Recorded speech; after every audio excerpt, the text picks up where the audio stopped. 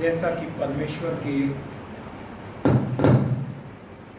वचन के द्वारा हमने इस बात को जाना, जो भी पढ़ा गया, उसका पहला पद जो है वो यहाँ से इस तरह से आरंभ होता है कि मेरी बड़ी लालसा थी, मेरी बड़ी लालसा थी कि दुख उठाने से पहले मैं तुम्हारे साथ क्या करूं, इस फसह को खाऊं। ये भी उस पाकशा जो है वो भी एक फसह का ही रूप है जो आदि कलीसिया से चला आ रहा है। और अगर आप ध्यान दें, देखिए जैसे कोई बर्थडे होता है या एनिवर्सरी होती है या कुछ होती है, ऐसा होता है खुशी का मौका, तो उसका संबंध किससे होता है? खुशी से होता है। बोलिएगा मेरे साथ, वार्तालाप कीजिए, खुशी से होता है। लेकिन इस पर्व का संबंध जो है यीशु मसीह किससे जोड़ रहे हैं? दुख से जोड़ रहे हैं। मेरी बड़ी लालसा थी कि दुख उठाने से पहले, दुख उठाने से पहले, तो ये सबसे पहली चीज जो हमारी समझ में आती है, इसका संबंध, इस पाकशा का संबंध हमारे लिए दुख से है। मैं आगे बताने की कोशिश करूंगा कैसे और क्या है और क्या नहीं है। पौलुस हमें पहला कुरिन्थियों के अगर आप 11वां अध्याय 23 से आगे पढ़ेंगे, वहाँ पर पौलुस हमें एक हिदायत देते हैं, यानी कि हिदायत में नहीं बल्कि वो चेतावनी दे रहे हैं कि यदि कोई प्रभु की देह को ना पहचाने और अनुचित रीति से इस प्रभु भोज में शामिल हो तो वो श्राप है। ध्यान से सुनिए इस चेतावनी को। सही रीति से, या दूसरे शब्दों में कह लीजिए उचित रीति से, इन अ वर्दी मैनर, और आप कह सकते हैं इन अ राइट वे, अगर सही तरीके से ना इसमें शामिल हो तो वो परमेश्वर की दृष्टि में श्राप है।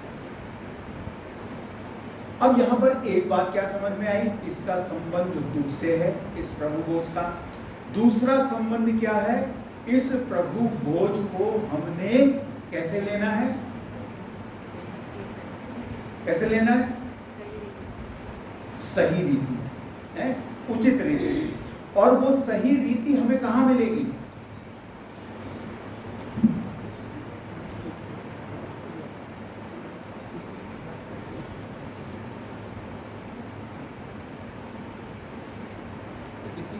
मेघनाथ तो गेट पे नहीं खड़ी, मेघनाथ किसी की गेट पे तो नहीं है।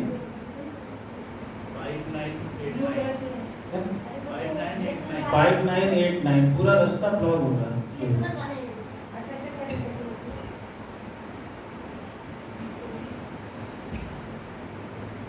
वो सही रीति जो पाकशा लेने की है वो हमें कहाँ मिलेगी? परमेश्वर के वचन में। हमारे पास जो एक रीति है, जो आदि कलीसिया, जो पहले चर्चेस थे शुरू के, यानी कि पौलुस के समय के जो जीवित चर्च थे, उन चर्चों की रीति क्या थी? आप लोग को बता सकता है मुझे प्रभु भोज की? नहीं मालूम है। प्रेरितों के काम में हमें उस बात का उत्तर मिलता है।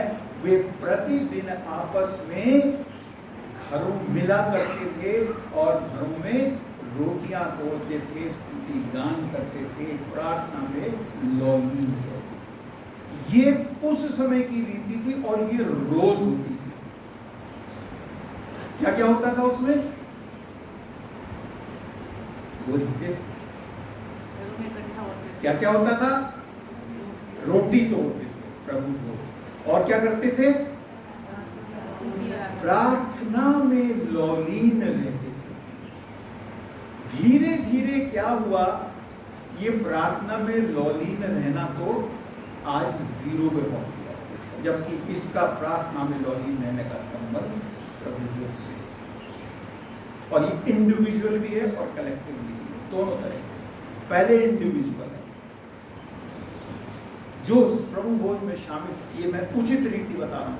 जो उचित रीति है उसका सबसे पहला ये दूसरा, पहला तो दुख है दूसरा ये है उचित रीति से कि हमें प्रार्थना में व्यक्तिगत रूप से पर्सनली लौलीन रहना है। जब हम लौलीन रह रहे हैं तो हम प्रभु भोज में सहभागी हैं। ठीक है। तीसरी बात और मैं आगे आपको बताता हूं। तो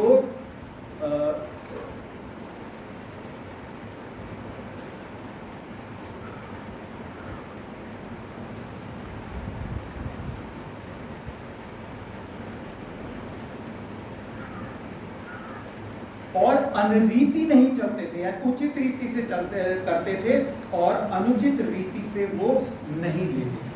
अब एक तीसरी बात और यहाँ पर जो मुझे प्रभु ने बताई, समझाई, जो उचित रीति से, वो ये था, अगर आप यूहन्ना 6 अध्याय पढ़ेंगे, यूहन्ना 6 अध्याय 6 के 56 पद में वहां पर लिखा है, जो मेरा मांस खाता है और मेरा लहू पीता है।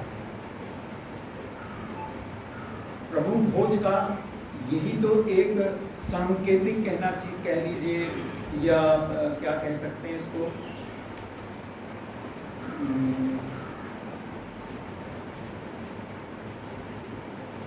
नॉट एक्चुअली है, सिंबॉलिक। ये सिंबॉलिक पैटर्न जो है तब से आज तक चला आ रहा है। तब प्रतिदिन होता था, फिर पता नहीं जने कब कम हुआ, कम होने के बाद फिर हो सकता है वो महीने में, दिन में, कभी हफ्ते में एक बार होता होगा। अब कहाँ पर पहुंच गया है वो, एक महीने में एक। ये सही है या गलत, इसका जवाब भी परमेश्वर के वचन से मैं आपको बताऊंगा। तो सिंबॉलिक, लेकिन यूहन्ना 5:56 में परमेश्वर का वचन क्या कहता है, जो मेरा मांस खाता है और मेरा लहू पीता है, पाकशाह, वो क्या है, वो मुझ में स्थिर बना रहता है। हम अपने आप को जांचे, पौलुस इसी अध्याय के अगले वाले पदों में कहता है, यदि वो अपने आप को जांचते तो दंड न पाते। जांचना है हमें अपने आप को। हम जो चाहे हम ये सिंबॉलिक ले रहे हैं, लेकिन जब हम ले रहे हैं तो क्या हम प्रभु में स्थिर बने हुए हैं? क्योंकि प्रभु यीशु मसीह ने कहा कि तुम मुझ में बने रहो और मैं तुम में। मेरी बातें, क्या है इसका अर्थ, क्या है प्रभु में बना रहने का अर्थ है, मेरी बातें तुम में बनी रहे, यानी कि मेरी शिक्षाएं तुम में बनी रहे। मैं जो चाहता हूं वो बातें तुम्हारे जीवन में हो। ये पिछले 3 दिन से हम सीख रहे हैं, क्योंकि हमारे जीवन में हमारी जो ये देह, जो परमेश्वर का मंदिर है, जिस देह को साफ करने के लिए पहले दिन से हमने मंडे से पढ़ा था कि उस मंदिर को तो प्रभु यीशु मसीह ने साफ किया था, लेकिन पिछले 3 दिनों में हमने ये सीखा है कि इस मंदिर को साफ करने की जिम्मेदारी मेरी है, हमारी नहीं है, मेरी है। और इसके अंदर क्या क्या गंदगी है ये भी हमने परमेश्वर के वचन से ही सीखा था इन 3 दिनों में। अब हम यहाँ पर पहुँच गए हैं, जब ये सारी बातें जो हमारे अंदर, जो परमेश्वर की इच्छा के विरोध में हैं, तो क्या हम परमेश्वर में स्थिर पाए जाएंगे? नहीं। उन सारी बातों से जब हम अपने आप को अलग करेंगे, और यदि मेरी बातें तुम, यानी कि यीशु मसीह की बातें मेरे मन मस्तिष्क में आ जाएंगी, बस जाएंगी, तब मैं प्रभु में स्थिर माना जाऊंगा या प्रभु में स्थिर रहूंगा। ऐसा क्यों कहा? और यूहन्ना 5वें अध्याय में एक पद और मैं आपको बताता हूँ, 55 में, वहां पर ये लिखा हुआ है, क्योंकि मेरा मांस वास्तव में खाने की वस्तु और मेरा लहू वास्तव में पीने की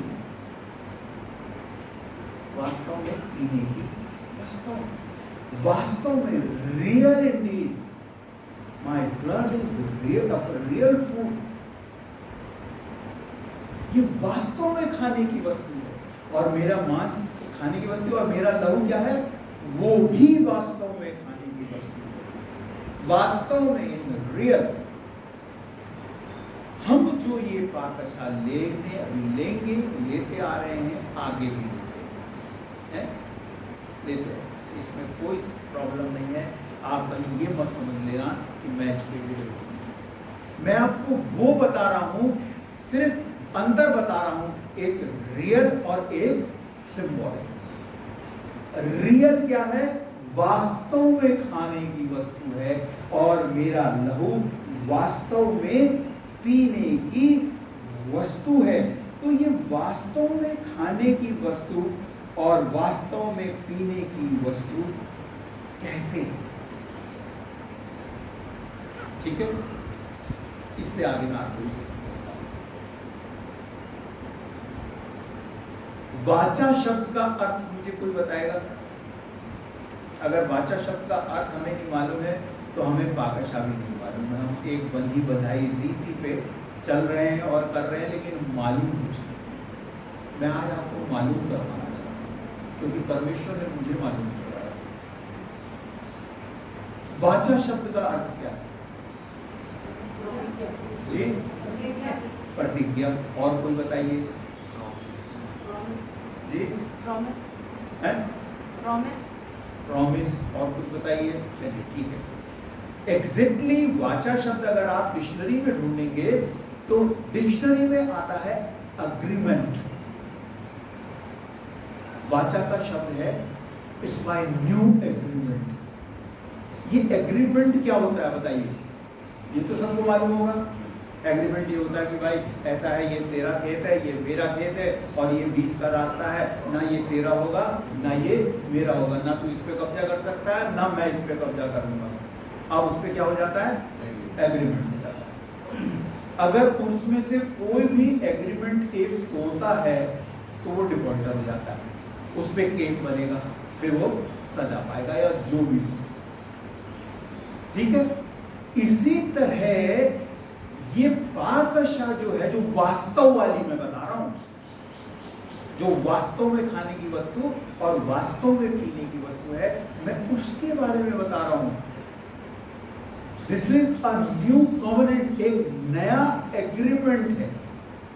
जब मैं ये सोच रहा था, जब मैं इसका अध्ययन कर रहा था, तो मेरे अंदर एक सवाल आया कि अगर ये नया एग्रीमेंट है तो इसका मतलब कोई पुराना एग्रीमेंट भी होगा।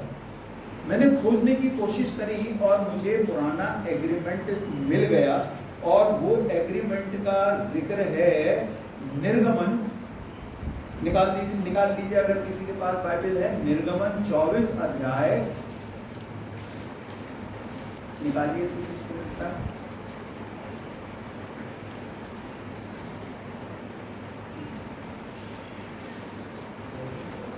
चौबीस अध्याय और उसका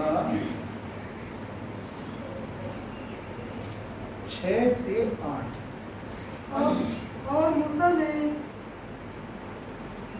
मूसा ने आधा लहू लेकर कटोरों में रखा और आधा वेदी पर छिड़क दिया। तब वाचा की पुस्तक को लेकर लोगों को पढ़कर सुनाया। उसे सुनकर उन्होंने कहा, जो कुछ यहोवा ने कहा है उस सब को हम करेंगे और उसकी आज्ञा मानेंगे। तब मूसा ने लहू लेकर लोगों पर छिड़क दिया और उनसे कहा, देखो यह उस वाचा का लहू है जिसे यहोवा ने इन सब वचनों पर तुम्हारे साथ बांधी है। Thank you. बस देखिए, अगर इसको थोड़ा सा और ऊपर से पढ़ेंगे, अगर आप दूसरा अध्याय से पढ़ेंगे तो क्या दृश्य दिखाई दे रहा है? इजरायली लोग सामने खड़े मूसा के सामने। ठीक है, तीसरे पद से देखें, तब वहां पर क्या हुआ है?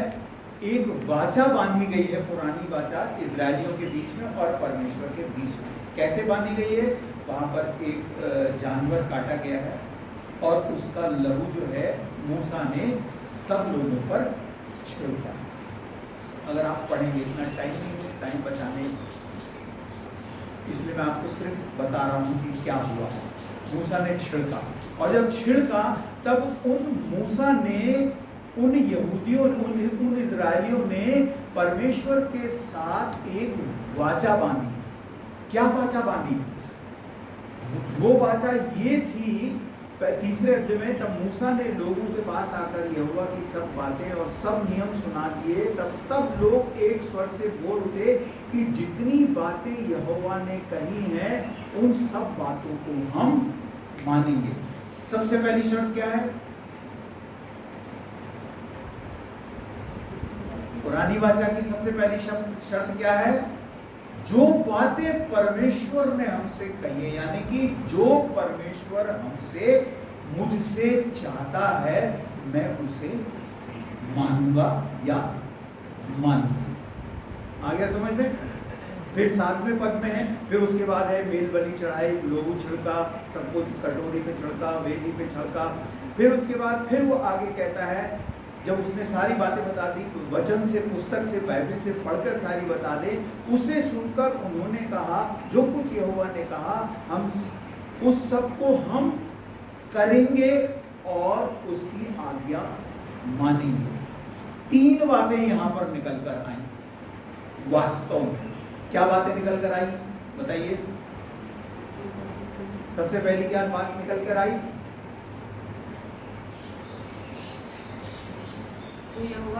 किसी ने नहीं सुना, मतलब ध्यान कहीं और रखता है। यहोवा ने जो भी बातें हमसे कही है हम उन्हें मानेंगे। मानने से पहले मानेंगे कब? जब एक्सेप्ट करेंगे तभी तो मानेंगे। यही समस्या है। हम क्यों नहीं यीशु मसीह की बात मान पा रहे हैं? क्योंकि हमने यीशु मसीह को एक्सेप्ट किया ही नहीं। मसीह हमारी कल्पनाओं में है, हमारी सोच में है, लेकिन हमारे जीवन में कहीं भी नहीं, कहीं नहीं। लेकिन यीशु मसीह को हमारे जीवन में, यानी कि उसकी बातों का हमारे जीवन में होना परम आवश्यक, बहुत आवश्यक है। पहली बात। दूसरी बात क्या? दूसरी बात उसने क्या कहा? जो कुछ तू कहेगा वो हम करेंगे। पहली बात मानेंगे, दूसरी बात करेंगे, और तीसरी बात जो तू आज्ञा देगा हम उन आज्ञाओं का पालन करेंगे। ये एग्रीमेंट है, पुरानी वाचा का एग्रीमेंट। भाई और बहनों, नए नियम में आकर ये जो वाचा का एग्रीमेंट है, ये एग्रीमेंट खत्म नहीं हुआ, ये अभी भी है, अभी भी है। अगर हम यीशु मसीह की बात नहीं मान रहे हैं, अगर यीशु मसीह जो चाहते हैं वैसा हम नहीं कर रहे हैं, अगर हम यीशु मसीह की आज्ञाओं को नहीं मान रहे हैं, तो आज सिंबॉलिकली हमारा इस प्रभु भोज में शामिल होना कहाँ शामिल होता है? उचित रीति और अनुचित रीति है, अनुचित। पौलुस यही कह रहा है, अगर तुम अनुचित रीति से लेते हो तो तुम श्रापित। सोचिए, एग्रीमेंट के विरोध में जाएंगे। जमीन का जो मैंने अभी बात बताई थी, तो अगला कहां जाएगा? जेल जाएगा। ठीक इसी तरह अगर हम एग्रीमेंट, जब हम इसे लेते हैं तो हम एग्रीमेंट कर रहे हैं परमेश्वर के साथ, और इस एग्रीमेंट के विरोध में अगर जाएंगे तो फिर हम कहां जाएंगे? वो तो जेल गया, हम कहां जाएंगे? जोर से बोलिए, हैं? स्वर्ग जाएंगे? नरक। प्रभु आज आपको समय दे रहा है, सोचिए, अभी भी वक्त है। अभी द्वार, कलम ने क्या देखा था? कुमारियां, 5 कुमारियां परमेश्वर के भवन ब्याह के घर में क्यों नहीं पहुंच पाई थी? क्योंकि द्वार बंद किया। इसको मैं आज लेता हूं, आप या कोई लेते हो, जो भी जहां कहीं भी लेता है, और आज ही रात उसका प्राण चला गया, तो उसका द्वार हमेशा के लिए बंद हो गया। वो परमेश्वर के राज्य में दाखिल नहीं हो सकता। समय अभी है, चेत जाइए। मैं नहीं कह रहा हूं, पौलुस कह रहा है चेत जाओ, चेतावनी दे रहा है, वो चेतावनी दे रहा है। तो अब यहां पर बात आती है कि किस तरह मैं और आप या हम सब इसको वास्तविक रूप से इस ड्रिंक को, इस मांस को और इस लहू को खाएं। इसका संबंध किससे मैंने आपको शुरू में बताया? दुख से। मेन जो है उसका दुख है, इसका संबंध। उससे पहले मैं आपको एक चीज बताता हूं। ये दूसरा कुरिन्थियों में ही है। एक पद में इसमें बताता हूं आपको, 26 में लिखा हुआ है, पहला कुरिन्थियों 11:26। इसी रीति से उसने बियारी में पीछे कटोरा लिया और कहा, ये कटोरा मेरे लहू में नई वाचा है, जब कभी पियो तो मेरे स्मरण के लिए यही किया करो। मेरे स्मरण के लिए यही किया करो। डू इट मानना है। जब मैं ये पढ़ रहा था डू इट, मेरे एकदम से सवाल उठा, डू व्हाट?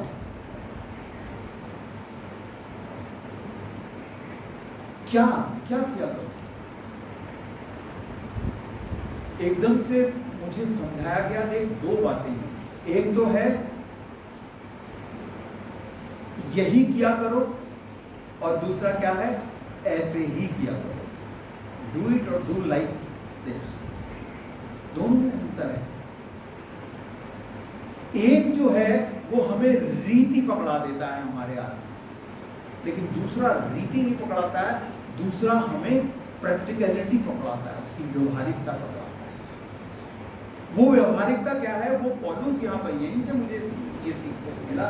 पौलुस इसकी व्यवहारिकता को, इसके व्यवहारिक पक्ष को बता रहा है, क्योंकि 26वां पद है, क्योंकि जब कभी तुम रोटी खाते और इस कटोरे से पीते हो तो प्रभु की मृत्यु को जब तक वह ना आए प्रचार करते हो। ये है वास्तविक, ये सिंबॉलिक नहीं है, ये वास्तविक भाषा है। क्या है? जब कभी, ध्यान से सुनिए, फिर सुनिए आप सब लोग, क्योंकि जब कभी तुम यह रोटी खाते और इस कटोरे में से पीते हो, कब खाते और पीते हो? महीने में, अगर थोड़ा सिंबॉलिक में आ रहे हैं, एक दिन, ठीक है। जब कभी तुम ये खाते और पीते हो, तब जब तक तो प्रभु की मृत्यु को जब तक वो ना आए प्रचार करते हो। क्या इसको लेने से हम प्रचार कर रहे हैं? सोचिए। क्या इसको महीने में एक बार लेने से हम यीशु के उद्धार का शुभ संदेश किसी को बता रहे हैं, किसी तक पहुंचा रहे हैं? पहुंच रहा है? बोलिए हाँ या ना में जवाब दीजिए। है? जब नहीं पहुंच रहा है तो इसका मतलब ये पाकशा कैसी हो गई? सिंबल, रियल नहीं। रियल में क्या है? जब कभी तुम ये प्रभु भोज लेते हो तो तुम जब तक यीशु ना आ जाए उसकी मृत्यु का प्रचार करते हो। मृत्यु का प्रचार मतलब जन्म, उसका बढ़ना, उसके कार्य, उसका दुख भोगा जाना, क्रूस पर मारा जाना, तीसरे दिन जीवित हो उठना, 40 दिन तक रहना, 40 दिन के बाद स्वर्ग में उठा लिया जाना, और अब अंत में उसका फिर से आना। This is the complete gospel इस वर्ड्स के हिसाब से। एंड ये मस्ट है। अगर हम ऐसा नहीं कर रहे हैं, हम उसका प्रचार नहीं कर रहे हैं, उसका सुसमाचार जो ये यहाँ से लेके यहाँ तक पूरा, ये हम लोगों को नहीं बता रहे हैं, भाई और बहनों, ये कार्य किसका है? भाई साहब, बाइबल बताती है ये काम किसका है? कलीसिया का है। कितने लोग जानते हैं इस बात को? हाथ खड़ा कीजिए। बहुत कम लोग जानते हैं इस बात। ये कलीसिया का काम है, और उस कलीसिया में आप सब जितने बैठे हैं सब हैं। ये आपका काम है, चाहे वो स्त्री हो या पुरुष हो। उसको सुसमाचार सुनाना अवश्य है। चाहे अपने पड़ोसी को सुनाए, चाहे स्कूल में सुनाए, जहां काम करता है ऑफिस में सुनाए, कहीं भी है, किसी ना किसी बहाने, किसी ना किसी तरीके से शुभ संदेश पहुंचाना है। और जैसे ही आप शुभ संदेश पहुंचाएंगे किसी को, क्या होगा बताइए?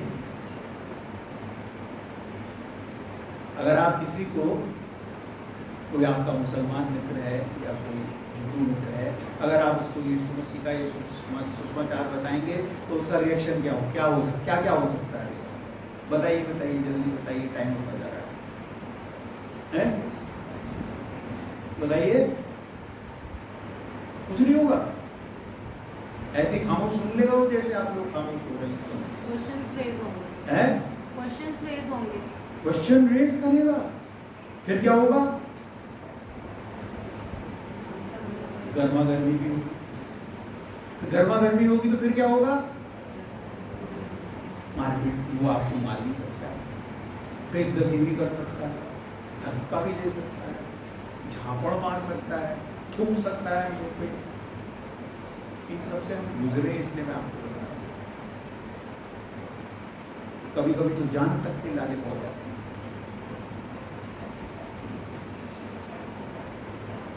ये जब एक व्यक्ति के साथ एक व्यक्ति ऐसा कर रहा है, वो सुसमाचार सुना रहा है और उसको या तो मार पड़ रही है या अपमानित किया जा रहा है या उसको गालियां पड़ रही हैं, तो वो जरा उसको बताइए, वो यीशु मसीह की खातिर उस समय क्या कर रहा है? दुख उठा रहा है कि नहीं उठा रहा? बताइए। वो सब यीशु मसीह के खातिर ही तो सह रहा है ना। गाली, अपमान, थूक, जो भी है, मार भी, वो यीशु मसीह के, क्योंकि उसने उद्धार का, वो तो उससे प्रेम करता है, उसने तो उद्धार का शुभ संदेश सुनाया, उसकी भलाई के लिए सुनाया। उसके साथ उसका नतीजा उसको क्या मिला? दुख मिला। जब तुम दुख उठाते हो उस समय तुम क्या कर रहे हो? इस पद के हिसाब से तुम पाक आशा में सहभागी हो, लिखा हुआ है। इसलिए क्योंकि जब कभी तुम रोटी खाते और इस कटोरे में से पीते हो तो प्रभु की मृत्यु को जब तक वो न आए प्रचार कर रहे हो, तो दुख उठा रहे हो। जब दुख उठा रहे हो तो तुम प्रभु भोज में अपने आप को प्रभु के साथ, प्रभु भोज में इन रियल इंडीड, वास्तव में उसके लहू में तुम सहभागी हो, वास्तव में तुम उसके रोटी खाने में सहभागी। बड़ी मेरी लालसा थी कि अरे ये फसल आने से पहले दुख उठाऊं। यीशु मसीह जब गतसमनी के बाग में थे, जब वो प्रार्थना कर रहे थे, तो उन्होंने क्या प्रार्थना करी? चलिए बताइए जी। हे पिता, प्याला मेरे सामने से हटा, यदि हो सके तो ये प्याला मेरे सामने से। सिंबॉलिकली इस प्याले में कोई कहीं कुछ होता है, कहीं कुछ होता है, वो बहस का विषय नहीं है, सिंबॉलिकली प्याले में। लेकिन जो वास्तव में प्याला जो यीशु मसीह के साथ था, वो प्याला यीशु मसीह ने जो कहा, दिया, क्या कह के दिया? लो और इसे आपस में बांटो। और जिस प्याले के लिए, इसी प्याले के लिए जो रियल है, प्रभु यीशु मसीह प्रार्थना कर रहे हैं जब उनका पसीना लहू बनकर टपक रहा है। जरा उनकी आप मानसिक स्थिति देखिए उस समय, कैसी मानसिक स्थिति में वो हैं, और वो कटोरा उनके हाथ में है और कह रहे हैं हो सके तो ये कटोरा मेरे सामने से, फिर भी मेरी नहीं तेरी इच्छा हो सके तो मेरे सामने से ये कटोरा, उस समय, इसका मतलब वो कटोरा यीशु मसीह के उस समय हाथ में, तभी तो कह रहे है, ठीक है। अब वो कैसे है ये मैं भी नहीं जानता, बाइबल भी बताती कोई नहीं, लेकिन है, तभी वो कह रहे हैं इस कटोरे को मेरे सामने से हटाएं। और वो उस कटोरे के अंदर क्या कर रहे हैं, देख रहे हैं, ठीक है। जरा सी आप थोड़ा सा सोचने का अपने दिमाग पर जोर दीजिए। यीशु मसीह को जो उन्होंने ये कहा मेरा ये कटोरा मेरे सामने से हटा रहे, उस कटोरे में उनको क्या दिख रहा होगा उसको? जल्दी जल्दी बताइए, क्या देख के उन्होंने कहा कि ये कटोरा मेरे सामने से हटा? दुख पीड़ा फोड़े। कौन बोला? प्रभु आपका। प्रभु को प्रार्थना में है कटोरा हाथ में, और उन्हें वो दिखाई दे रहा है कि जो उनके साथ अब होने वाला है उस कटोरे में उन्हें दिखाई दे। देखते देखते चलो जब तक मारा, झापड़ मारा, बाल नोचे, थूका, जो कुछ भी करा होगा, लेकिन जब उनको धीरे धीरे देखते देखते अपमानित किया, नंगा कर दिया, पूरी तरह नंगा कर दिया था यीशु मसीह को, उनके बदन पे एक भी कपड़ा नहीं था। और जब वो वहां पर पहुंचे होंगे, कहां पर?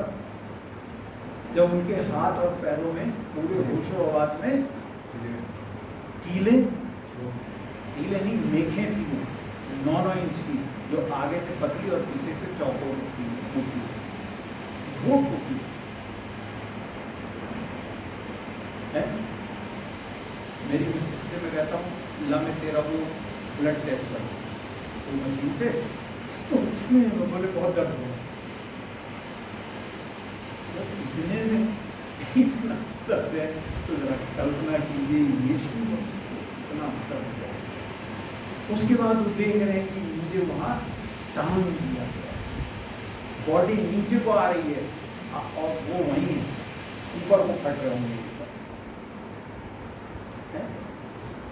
कितना दर्द हो रहा होगा जब वो दर्द होगी। उस समय वो पूर्ण मनुष्य थे, तभी तो उन्होंने कहा हे पिता तूने मुझे क्यों छोड़ दिया। पूर्ण मनुष्य थे, कितना उनको तो तकलीफ हुई होगी, दर्द हो रहा, कितना दुख उठाया उन्होंने मेरे लिए। ये आप नहीं देख पाए, लेकिन देखना बहुत जरूरी। मैंने देखा मैंने देखा और मुझे 2 लाइन प्रभु ने दी, तो मैं आपको बताता हूँ। टेस्टिमनी 2 लाइनों में देखा है उसे क्रूस पर मरते हुए मैंने,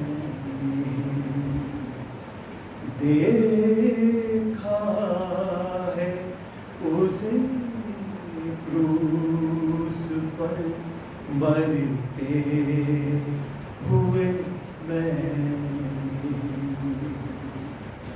पापों की सजा मेरी,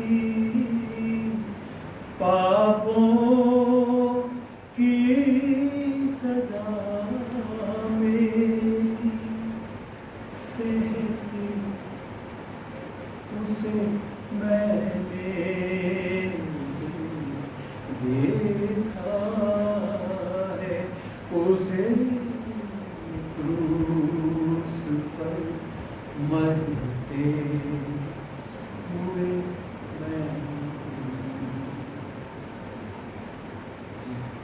मैंने अंतरात्मा में देखा। और प्रभु चाहते हैं उसके दुख को, उसको ये ईस्टर मनाने से, गुड फ्राइडे मनाने से, आज का दिन मनाने से मैं बड़ी विनती कर रहा हूं मैं आपसे, ये सब करने के द्वारा हम परमेश्वर के राज्य में किसी हालत में अगर पहुंच पाते तो फिर यीशु मसीह का मरना, ये पीड़ा सहना बेकार नहीं होता। मैं नहीं कह रहा हूं, पौलुस फिलिप्पियों शायद दूसरे या चौथे अध्याय में लिखा है, यदि तुम मुझ पर विश्वास करते हो।